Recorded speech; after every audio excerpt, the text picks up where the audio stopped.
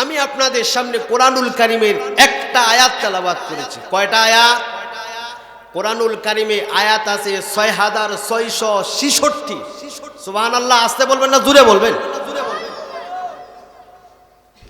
কোরআনুল কারীমে আয়াতের সংখ্যা হাজার হাজার। এবার প্রশ্ন করি, কোরআনুল কারীমে সূরা আছে ১১৪টা। কোরআনুল কারীমে সূরা আছে কয়টা? আরো জোরে। ১১৪টা। সেই ১১৪ সূরার একটা সূরা হচ্ছে সূরাতুল আহকাফ। সূরাতুল আহকাফের একটা আয়াতের অর্ধেক তেলাওয়াত করছি আপনাদের সামনে।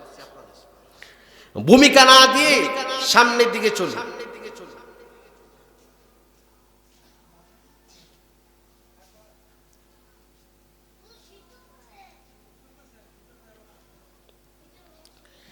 আল্লাহ তাআলা কোরআনুল কারীমের এই আয়াতে বলেন, অবশ্যইনাল ইনসান হামালাতুহু উম্মুহু কুরহা ওয়া ওয়াদাআতুহু কুরহা ওয়া হামলুহু ওয়া ফিসালুহু ৩০ শাহরা। আল্লাহ রাব্বুল আলামিন বলেন, অবশ্যইনাল ইনসান, আমার হাবিব মুহাম্মদ সাল্লাল্লাহু আলাইহি সাল্লাম পৃথিবীর মানুষদেরকে আপনি জানায়া দেন, বলে দেন, পৃথিবীর সন্তানদেরকে আপনি বলে দেন, সকল সন্তানদের উপর আমি আল্লাহ এটা আমি বাধ্যতামূলক করে দিলাম, তারা যেন তাদের মা বাবার সাথে সুন্দর আচরণ করে। সুবহানাল্লাহ জুড়ে বলেন। কোরআনুল কারীমের প্রত্যেকটা কথা সত্য। কারণ হলো এই কথাগুলো আল্লাহ পাক নিজে বলেছেন, আর পৃথিবীর শ্রেষ্ঠ মানব মুহাম্মদুর রাসূলুল্লাহ সাল্লাল্লাহু আলাইহি সাল্লামের উপর নাজিল করেছেন। এই কথার উপর আমাদের কোনো সন্দেহ আছে? জোরে বলেন। যেই আল্লাহ কোরআন বানালেন, যিনি আমাদেরকে সৃষ্টি করলেন, যেই আল্লাহ কোরআন বানালেন, সেই আল্লাহ বলতেছেন, পৃথিবীর মানুষদেরকে অর্ডার করতেছেন তারা যেন তাদের মা বাবার সাথে সুন্দর আচরণ করে। সুবহানাল্লাহ জুড়ে বলেন। আজকে যে বিষয়টা আমি আপনাদের সামনে তুলে ধরেছি, মা বাবার বিষয়, কোরআনুল কারীমে মা বাবার বিষয় এত সুন্দর করে আল্লাহ রাব্বুল আলামিন জায়গায় জায়গায় বলেছেন, আর এত গুরুত্ব সহকারে বলেছেন। অন্য কোনো বিষয় বিস্তারিত আল্লাহ পাক এইভাবে বলেন নাই। সুবহানাল্লাহ জুড়ে বলেন। এর বাস্তব উদাহরণ আপনাদেরকে কয়েকটা আয়াত শোনাই। আল্লাহ রাব্বুল আলামিন সূরাতুল বাকারার এক আয়াতে বলেন, وَإِذْ أَخَذَ اللَّهُ مِيثَاقَ بَنِي إِسْرَائِيلَ لَا تَعْبُدُونَ إِلَّا اللَّهَ وَبِالْوَالِدَيْنِ إِحْسَانًا। আল্লাহ রাব্বুল আলামিন বলেন, আমি বনী ইসরাঈলদের কাছ থেকে কয়েকটা অঙ্গীকারনামা নিয়েছি। এতিমদের ব্যাপারে, মিসকিনদের ব্যাপারে, আত্মীয় স্বজনের ব্যাপারে, এরপরে নামাজের ব্যাপারে, যাকাতের ব্যাপারে, আমি আল্লাহর ইবাদত করার ব্যাপারে যে কয়টা অঙ্গীকারনামা নিয়েছি, সর্বপ্রথম অঙ্গীকারনামা হলো আমি আল্লাহর ইবাদত করার জন্য। বনী ইসরাঈলদের কাছ থেকে এক নাম্বার অঙ্গীকারনামা নিলাম, ইবাদত করতে হবে আমি আল্লাহর। দুই নাম্বার যে অঙ্গীকারনামাটা নিয়েছি সেটা হলো আমার ইবাদতের পরে তোমাদের যে কাজটা সবচেয়ে গুরুত্বপূর্ণ, সবচেয়ে দায়িত্বপূর্ণ, সেটা হলো তোমরা তোমাদের মা বাবার খেদমত করবা, মা বাবার প্রতি ইহসান করবা। সুবহানাল্লাহ জুড়ে বলেন। অন্য আয়াতে আল্লাহ রাব্বুল আলামিন বলেন, ওয়া'বুদুল্লাহা ওয়া লা তুশরিকু বিহি শাইআন ওয়া বিল ওয়ালিদাইনি ইহসানা। আল্লাহ রাব্বুল আলামিন বলেন, ওয়া'বুদুল্লাহ ওয়া লা তুশরিকু বিহি শাইআন ওয়া বিল ওয়ালিদাইনি ইহসানা। আল্লাহ তাআলা বলেন, পৃথিবীর মানুষেরা রে, ইবাদত করতে হবে শুধুমাত্র আমি আল্লাহর। ইবাদত করতে হবে কার? আল্লাহর নামটা জুড়ে ডাক দিয়ে বলেন, ইবাদত করতে হবে কার? আল্লাহ বলেন, আল্লাহর, আর কারো ইবাদত করা যাবে না। দুই নাম্বার এই আয়াতের মধ্যে আল্লাহ তাআলা বলেন ওয়ালা তুশরিকু বিহি শাইআ, আমি আল্লাহর সাথে কারো শরীক করা যাবে না। তিন নম্বরে যে কথাটা বলেছেন আল্লাহ তাআলা বলেন, এরপরেই বলেছেন ওয়াবিল ওয়ালিদাইনি ইহসানা, তোমরা তোমাদের মা বাবার খেদমত করবা, তোমাদের উপর ফরজ করে দিলাম। সুবহানাল্লাহ জোরে বলেন। মা বাবার ব্যাপারে বহু আলোচনা শুনেছেন, সেই আলোচনার সাথে আমার কোরআনুল কারীমের আয়াতগুলোর সাথে একটু মিলান আর একটু চিন্তা ভাবনা করুন। আল্লাহ তাআলা অন্য আয়াতে বলেন ওয়াকাদা রাব্বুকা আল্লা তা'বুদু ইল্লা ইয়াহু ওয়া বিল ওয়ালিদাইনি ইহসানা। সূরাতুল বনী ইসরাঈল আল্লাহ রাব্বুল আলামিন তার হাবিবকে ডাক দিয়ে বলেন মুহাম্মদ সাল্লাল্লাহু আলাইহি সাল্লাম শুনুন, আমি আল্লাহর পক্ষ থেকে ফয়সালা হয়ে গেছে, সিদ্ধান্ত হয়ে গেছে, ইবাদত করতে হবে আমি আল্লাহর, আমি আল্লাহ ছাড়া আর কারো ইবাদত করা যাবে না। সিদ্ধান্ত কার? আরো জোরে বলেন, সিদ্ধান্ত কার? আল্লাহর সিদ্ধান্ত। তার হাবিবকে ডাক দেব, হাবিব আপনি মানুষদেরকে জানায়া দিন আমি আল্লাহ ছাড়া আর কারো ইবাদত করা যাবে না। এর মাঝখানে একটা কথা বলে দেই, এই আসমানের নিচে জমিনের উপরে যত সৃষ্টি আছে সব সৃষ্টিকর্তাকে তিনি কে? আসমানের নিচে জমিনের উপরে যা আছে এর সকল সৃষ্টিকর্তা হলেন আল্লাহ। সব সৃষ্টি আল্লাহ করেছেন, কোন সৃষ্টিকে কিন্তু আল্লাহ তাআলা আশরাফুল মাখলুকাত বলেন না।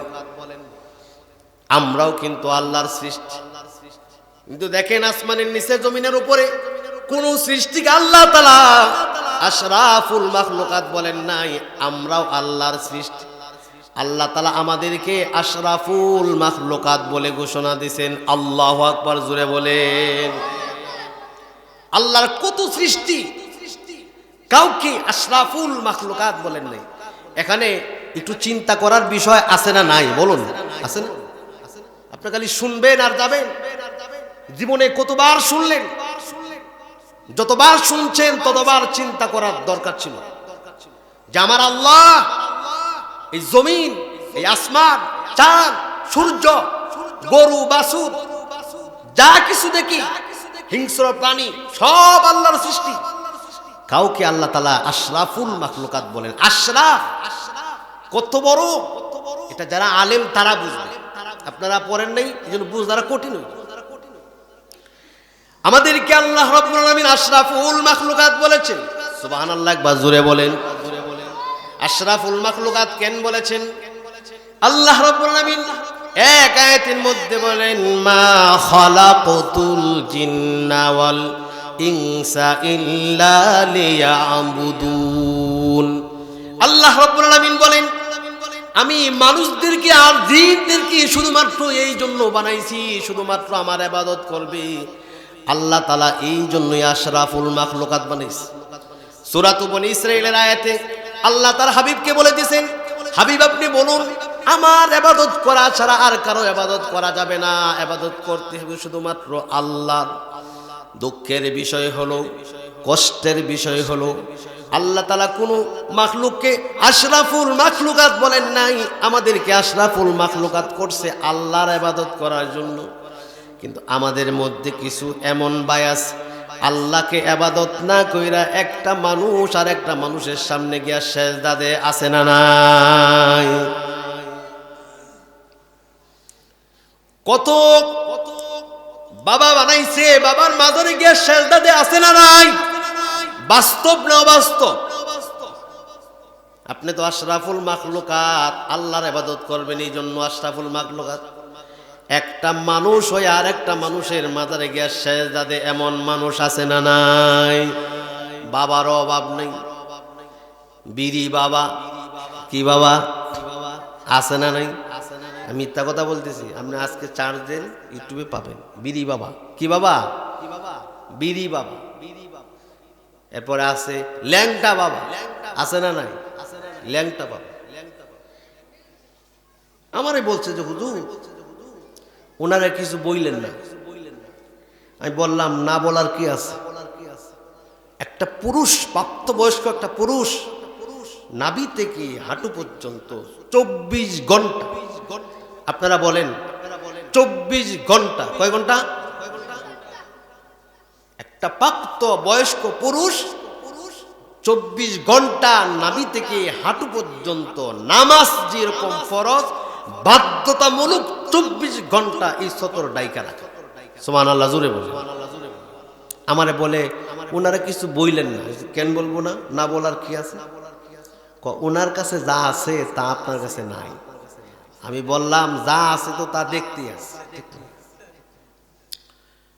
তো মানুষ আশরাফুল মাখলুকাত, আমরা ইবাদত করব কার? তো আল্লাহকে জোরে ডাক দিয়ে বলবেন ইবাদত করব কার? আল্লাহর ইবাদত করব। আল্লাহর ইবাদতের জন্যই বানাইছে, এই জন্যই আশরাফুল মাখলুকাত।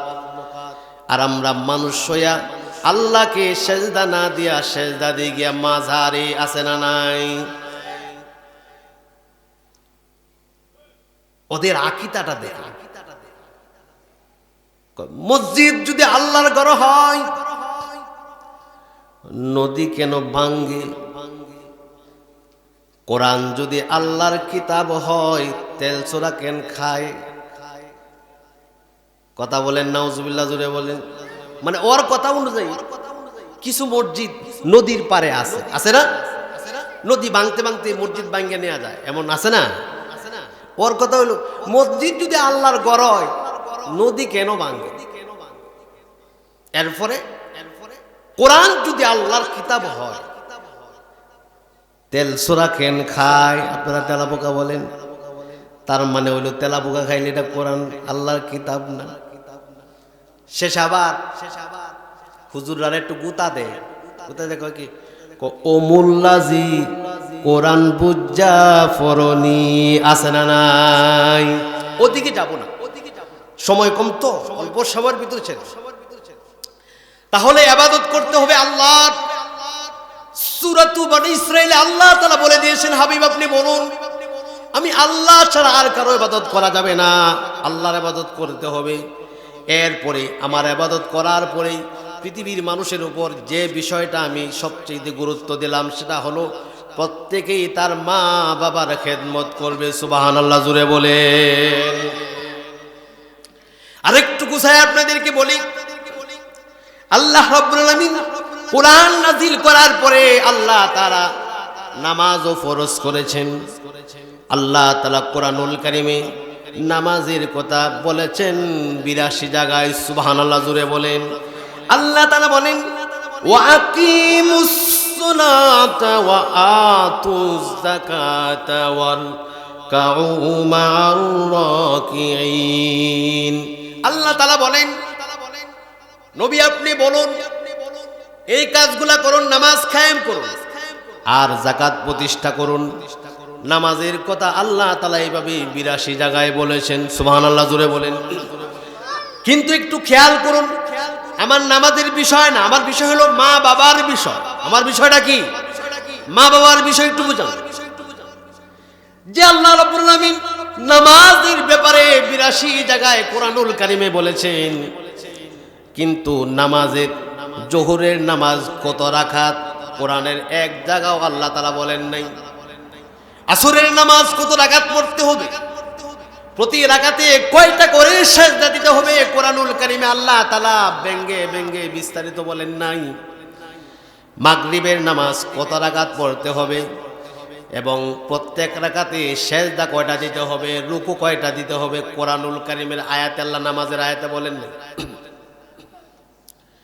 নামাজের ফরজ আছে, নামাজের ফরজ কয়টা? এই আওয়াজটা খুব কম আসে, জানি তো, ওদিকে যাব না, আমি আমার আলোচনাই করি। ঢাকার মসজিদে যখন জুমা পড়ায়, আপনারা এখানে কয়জন যারা আসছেন আল্লাহ তাআলা যেন আজকের মাহফিলের জন্য কবুল করেন, আমিন। জোরে বলবেন না, আসতে বলবেন।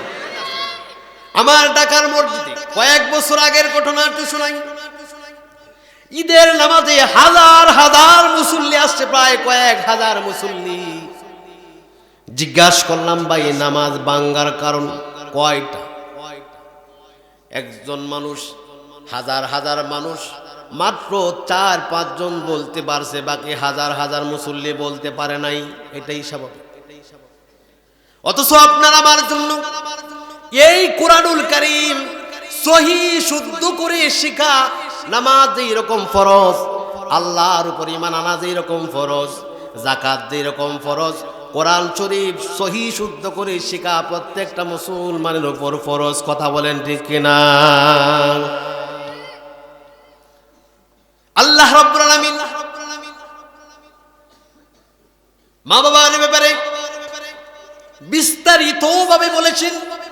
যে বিষয়টা নামাজের কথা বলেছেন বিস্তারিত ব্যাখ্যা দিয়া সহকারে বলেন নাই। জোহরের নামাজ এত রাকাত, আসরের নামাজ এত রাকাত, মাগরিবের নামাজ এত রাকাত, এক রাকাতে একটা রুকু, 2টা সেজদা নামাজে ভাঙ্গা ভাঙ্গা বলেন নাই। কথা বুঝতে পারছেন? জোরে বলেন। নামাজের ফরজ আছে 13টা। একবার একটু আমার সাথে জুড়ে বলুন, নামাজের ফরজ কয়টা? নামাজের ফরজ আছে 13টা, ওয়াজিব আছে 14টা। আল্লাহ রাব্বুল আলামিন কোরআনুল কারীমের আয়াতের মাধ্যমে যতবার নামাজের কথা বলেছেন 13টা ফরজ আপনি খুঁজে পাবেন না, 14টা ওয়াজিবও পাবেন না, সুন্নত পাবেন না। এগুলা যদি পেতে চান তাহলে যেতে হবে আপনাকে হাদিসের মধ্যে। কিন্তু দেখুন, মা বাবার বিষয়ে আল্লাহ তাআলা যত জায়গায় বলেছে, এই যে আপনাদের পক্ষে বলতেছি, এখানে আমরা কারা কারা সন্তানের বাবা আছি একটু হাতটা উঠায় দেখান। আল্লাহু আকবার জুড়ে বলেন, আল্লাহু আকবার জুড়ে বলেন। আল্লাহ, আমরা যারা বাবা আছি, আল্লাহ নিজে বাবাদেরকে নিয়ে কথা বলতেছেন। আল্লাহু আকবার। বাবার অধিকার নিয়ে আল্লাহ কথা বলছেন। সুবহানাল্লাহ, সুবহানাল্লাহ। আমরা জানি না, কোরআন জানি না, পড়তে পারি না, এই জন্য বুঝি না।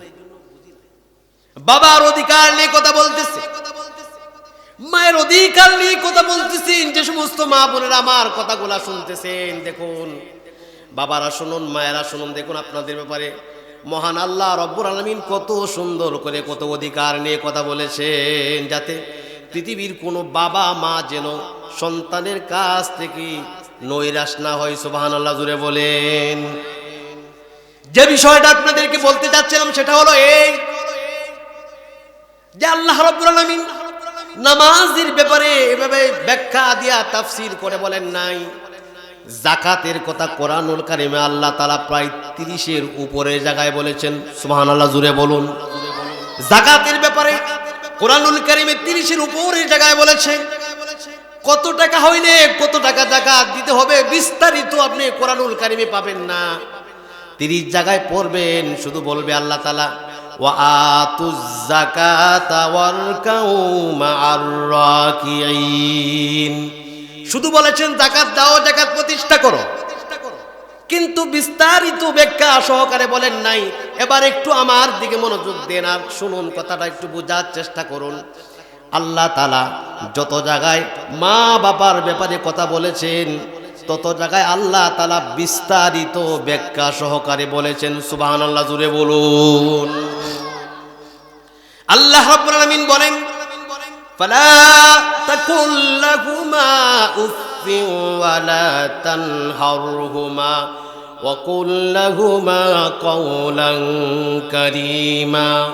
আল্লাহ তাআলা বলেন, হাবিব, পৃথিবীর সকল মানুষদের উপর, সকল সন্তানদের উপর আমি আদেশ জারি করে দিলাম, পৃথিবীর সন্তানেরা শোনো, তোমরা তোমাদের মা বাবার সাথে এমন কোনো আচরণ করতে পারবা না। যারা বাবা আছেন, আপনার অধিকার নিয়ে আল্লাহ কথা বলছেন। ভালো লাগতেছে কিনা বলেন? আল্লাহ নিজে কথা বলছেন বাবাদের পক্ষ নিয়ে। পৃথিবীর সন্তানেরা শোনো, ফালা তাকুল লাহুমা উফ। হে সন্তানেরা, মা বাবার সাথে এমন কোনো আচরণ করতে পারবা না যে আচরণে কষ্ট পায়া মা অথবা বাবার ভিতর থেকে উফ শব্দটা বের হয়ে যায়। ওয়ালা তানহারহুমা, মা বাবার সাথে দমক দিয়ে কথা বলতে পারবা না। কথা কার? ওয়ালা তানহারহুমা, বড় হইছো, প্রাপ্তবয়স্ক হইছো, মা বাবার সাথে দমক দিয়ে কথা বলতে পারবা না। এটা আমি আল্লাহর হুকুম। তুমি যদি আমাকে মানো, মা বাবার সাথে দমক দিয়ে কথা বলতে পারবা। আমাদের গরিপুরের ঘটনা আপনাদেরকে শোনাই। সন্তান যখন বড় হয়ে যায় তার অতীত ইতিহাস বলে যায়। গড়িপুরে বাবার কাছে গিয়া সন্তান নেশার টাকা চাইছে। জোরে বলেন সুবহানাল্লাহ। আলহামদুলিল্লাহ, আপনারা সতর্ক। বাবার কাছে টাকা চাইছে, নেশার টাকা। কত বড় সওয়াবের কাজ। বাবা দিতে পারে নাই, অথবা পকেটে নাই, অথবা দেয় নাই, বাবাকে নেশার টাকা দিল না। বাবারে এমন ভাবে আঘাত করছে, আঘাত করতে করতে সন্তানের হাতে বাবা খুন হয়ে গেল। নাউজুবিল্লাহ, জোরে বলেন। কুমিল্লার ঘটনা আপনাদেরকে শোনাই, একটু শুনুন। আর সন্তান যারা আমার সামনে বসছো একটু শোনো। মা বাবার ব্যাপারে একটু ফজিলত শোনামো, শোনায় তারপরে আজকের আলোচনা শেষ। কুমিল্লায় সন্তান মার কাছে গেছে, টাকা চাইছে। সন্তান তো এমনই হয়, মার কাছে চায়। মায়ের কাছে চাইছে, যে জিনিসটা দিতে পারে নাই। এরপরে আবার গেছে, গিয়া দেখে মা নামাজ পড়তেছে, সেজদা অবস্থায় আছে। সন্তান এমন খোলাঙ্গার সন্তান, আল্লাহ যেন আমাদের কাউকে এরকম সন্তান না দেন। জোরে বলেন আমিন। মার কাছে একটা জিনিস চাইছে, দিতে পারে নাই। হাতে পাইছে কোরআন। মা আছে কোথায়? মা আছে কোথায়? মা আছে সেজদায়। একটা দুইটা না, সন্তান মার ঘাড়ের মধ্যে একটা না 14টা কূপ বসায় দিছে। 14টা কূপ দিয়ে মার গর্দানটা, মাথাটা শরীর থেকে আলাদা করে দিল। আল্লাহ বলছেন প্রহার করবা তো দূরের কথা, মা বাবার গায়ে হাত ওঠাইবা তো দূরের কথা। ওয়ালা তানহারহুমা, মা বাবার সাথে দমক দিয়ে কথা বলতে পারবা না, হুকুম আমি আল্লাহর। সুবহানাল্লাহ, জোরে বলেন। এই কথা যদি, এই যে ওয়ালা তানহারহুমা, দমক দিয়ে কথা বলতে পারবা না, কুরআনুল কারীমের সব আয়াত যদি বলে আমি বিশ্বাস করি, কুরআনুল কারীমের যত সূরা আছে, যত আয়াত আছে, সব আয়াত বিশ্বাস করি, সব আয়াত আমি আল্লাহ আমি মানি। কিন্তু যে ওয়ালা তানহারহুমা ফালা তাকুল লাহুমা ওয়ালা তানহারহুমা, মা বাবার সাথে এমন কোনো আচরণ করা যাবে না যে আচরণ করলে কষ্ট হয়। মা বাবারে দমক দেয়া কথা বলা যাইব না। কোরআনুল কারীমের সব আয়াত যদি মানে, আর বলে যদি শুধু এই একটু শব্দ মানি না, ঈমান থাকবে, ঈমান থাকবে। একটা উদাহরণ দে, আলোচনা শেষের দিকে বলি। আমাদের দেশে ইসলামের যত দল আছে, ইসলামের নাম ব্যবহার কইরা অমুসলিম কাফের এমন দল আছে না নাই? এর একটা হলো কাদিয়ানি। এটা নিয়ে সবচেয়ে বড় এখন আন্দোলন চলতেছে। আমি বলবো কাদিয়ানি, আপনারা বলবেন কাফের জোর। কাদিয়ানিরা আজকে যে জোরে জোরে বলবেন, আমার আল্লাহ শুনবে কি শুনবে না? নবীজির রওজা এই আওয়াজটা যাবে কি যাবে না? আল্লাহ পৌঁছাইতে পারে কি পারে না? জোরে বলুন। কাদিয়ানিরা, কাদিয়ানিরা কেন কাফের? কাদিয়ানিরা এই জন্য কাফের, কাদিয়ানিরা কোরআনুল কারীমের প্রত্যেকটা আয়াত, প্রত্যেকটা সূরা, প্রত্যেকটা শব্দ মানে। শুধুমাত্র কোরআনুল কারীমের একটা আয়াতের একটা শব্দ মানে না। মা কানা মুহাম্মাদুন আবা আহাদিন মিন রিজালিকুম ওয়ালাকির রাসূলুল্লাহি ওয়া খাতামান নাবিয়্যিন। এই যে খাতামান নাবিয়্যিন, এই শব্দটা শুধু মানে না, বাকি কোরআনুল কারীমের সব আয়াত, সব সূরা, এদের কোনো বিশ্বাসের কোনো ঘাটতি নাই। একটা আয়াতের একটা শব্দ মানে না, একটা আয়াতের একটা শব্দ না মানার কারণে কাদিয়ানিরা কি? জোরে বলুন, কাদিয়ানিরা কি? কাদিয়ানিরা কাফের, সংসদে আইন চাই ইনশাআল্লাহ। ঠিক আছে ইনশাআল্লাহ।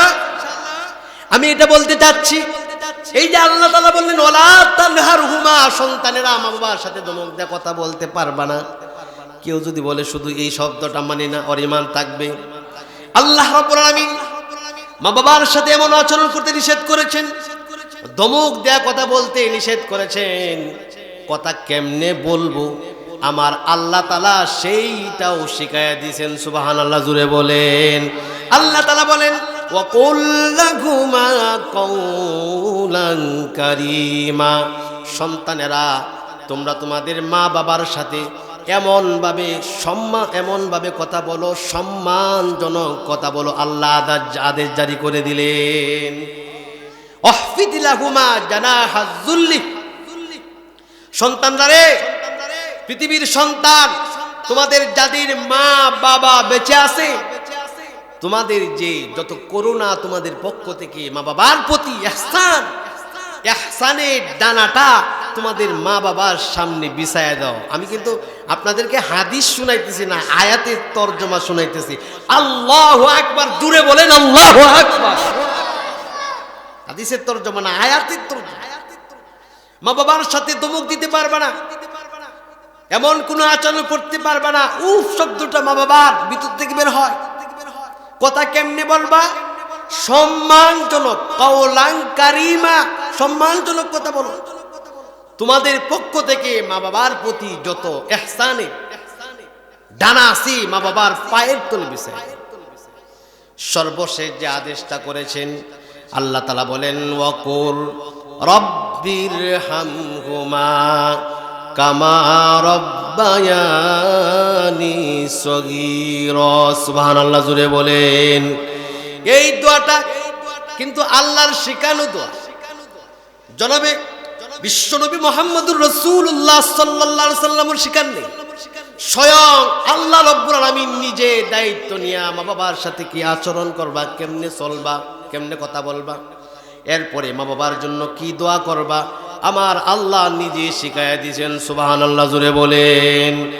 ইমামরা যখন এই দোয়াগুলা জুমার দিন পরে আমরা চুপ করে বসে থাকি, অথচ আমাদের অনেকের মা বাবা কবরে শুয়ে আছে।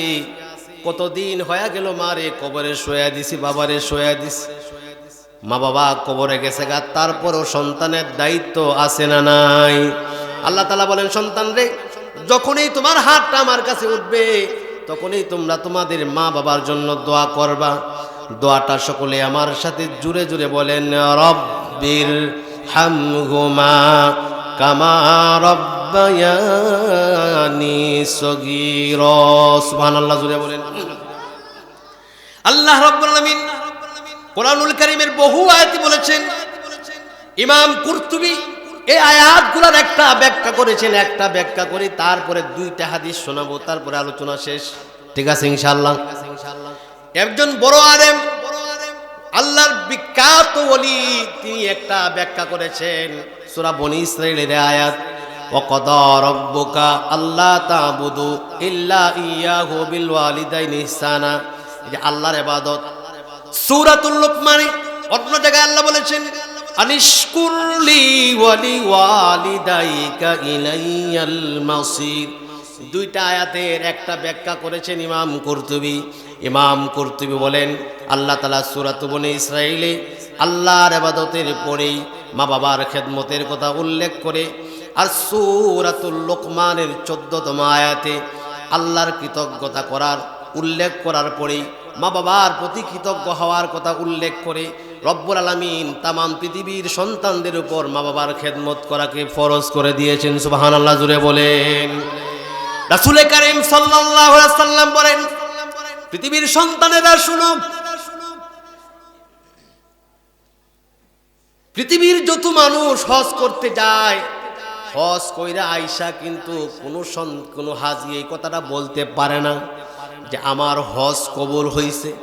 এমন কথা বলছে আপনাদের মাঝে এমন কেউ শুনছেন আছেন? কেউ বলতে পারবে না। অথচ দেখেন প্রত্যেক বছর লক্ষ লক্ষ মানুষ হজ করে।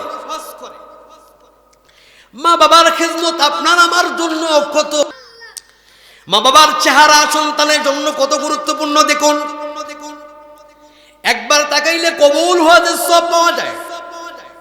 আমার এই যে বন্ধু হজ করে হ্যাঁ তো কই যাত না, হজ কবুল হয়েছে কিনা আমরা বলেছি, কিন্তু আল্লাহ তাআলা এমন ব্যবস্থা করে দিয়েছেন আপনার আমার ঘরের মধ্যে মা বাবার দিকে তাকাইলে কবুল হওয়ার সব পাওয়া যায়। আল্লাহু আকবার, জোরে বলুন। এবার রাসূলুল্লাহ সাল্লাল্লাহু আলাইহি সাল্লামকে প্রশ্ন করেছেন, ইয়া রাসূলুল্লাহ, ইয়া হাবিবাল্লাহ, একবার তাকাইলে যদি কবুল হওয়ার সব পাওয়া যায়, যদি বারবার মা বাবা চেহারার দিকে হাসি মুখে তাকানো হয় তাহলে কি? রাসূলুল্লাহ বললেন যতবার তাকাবে ততবার একটা করে কবুল হওয়ার সব আল্লাহ তাআলা দেয়া দিবেন। যদি সন্তান তার মা বাবার চেহারার দিকে দৈনিক 100 বার তাকায়, আল্লাহ তাআলা সন্তানের আমল নামায় 100 কবুল হওয়ার সওয়াব দেয়া দিবেন। সুবহানাল্লাহ জুড়ে বলেন। তিনজন মানুষের দোয়া সরাসরি আল্লাহর দরবারে কবুল হয়। এবার আমি জিজ্ঞেস করি, কয়জন মানুষের দোয়া আল্লাহর কাছে সরাসরি কবুল হয়? তিনজন মানুষের দোয়া আল্লাহর কাছে সরাসরি কবুল হয়। এর মাঝখানে কোনো মাধ্যম লাগে না। এক নাম্বার, কোন মুসাফির যদি আল্লাহর দরবারে দোয়া করে, যে মুসাফির অবস্থায় আল্লাহর কাছে দোয়া করলে মুসাফিরের দোয়াটা আল্লাহ তাআলা সরাসরি কবুল করেন মাধ্যম ছাড়া। দুই নাম্বার, কোন মজলুম যদি আল্লাহর কাছে দোয়া করে, অত্যাচারিত হইয়া আল্লাহর কাছে যদি হাত উঠায়া দেয়, যদি বিচার দেয়া দে মজলুমের দোয়াটা আল্লাহ বলেন মজলুমের দোয়া আমি সরাসরি কবুল করি। তিন নাম্বার হলো, এর একটা হলো, কোন মা বাবা যদি সন্তানের জন্য দোয়া করে, সেই দোয়াটা আল্লাহ তাআলা সরাসরি আরশে আজিমে কবুল করে নেন। সুবহানাল্লাহ জুড়ে বলেন। ইমাম বুখারী, কি নাম বললাম? ইমাম বুখারী রহিমাহুল্লাহ, তিনি তার মার পেটে,